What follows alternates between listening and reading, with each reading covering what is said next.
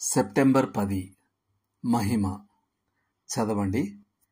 కొరింథీలకు రాసిన 2వ పత్రిక 3వ అధ్యాయము 1 నుండి 11 వరకు. తగ్గిపోవునదే మహిమ గలదై ఉండిన ఎడల నిలుచున్నది మరి ఎక్కువ మహిమ గలదై ఉండును గదా. కొరింథీలకు రాసిన 2వ పత్రిక 3వ అధ్యాయము 11వ వచనం. చరిత్రలోని యుగాల సంధికాలంలో పౌలు రాశాడు. కృప అనే కొత్త నిబంధన అప్పటికే వచ్చేసింది. కానీ ఇశ్రాయేలు జనాంగం ఇంకా ధర్మశాస్త్రం క్రిందనే జీవిస్తూ ఉండింది. క్రీస్తు శకం 70లో యెరూషలేము నగరము, దేవాలయము రోమీలచే నాశనం చేయబడుతుంది. అది యూదా మత వ్యవస్థకు ముగింపు అవుతుంది. యూదాయికులు, కొరింథీ విశ్వాసులు తిరిగి ధర్మశాస్త్రం క్రిందికి వెళ్లాలని, 2 నిబంధనలను మిళితం చేయాలని కోరుకున్నారు. పౌలు ఎందుకు తాత్కాలికమైన దానికి, అంతరించిపోతున్న దానికి మళ్ళుతారు అని ప్రశ్నించాడు. అంతకంతకు గొప్పదయ్యే కొత్త నిబంధన యొక్క మహిమలో జీవించండి అన్నాడు.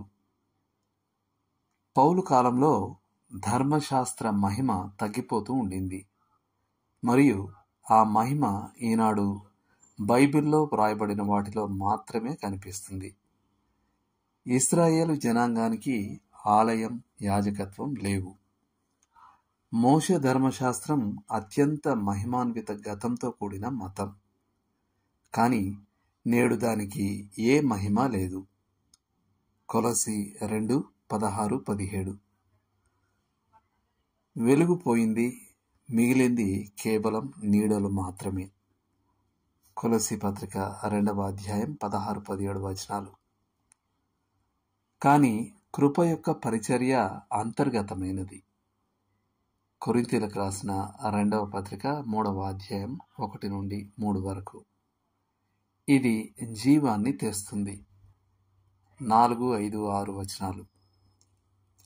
మరియు ఇది నానాటికి అధికమయ్యే మహిమకు సంబంధించినది. 7 నుండి 11 వరకు గల వచనాలు. లోతుగా ఆలోచించాల్సిన విషయం.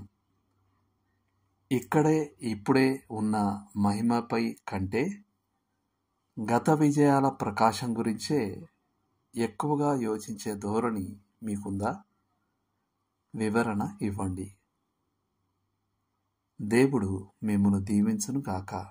ఆమేన్.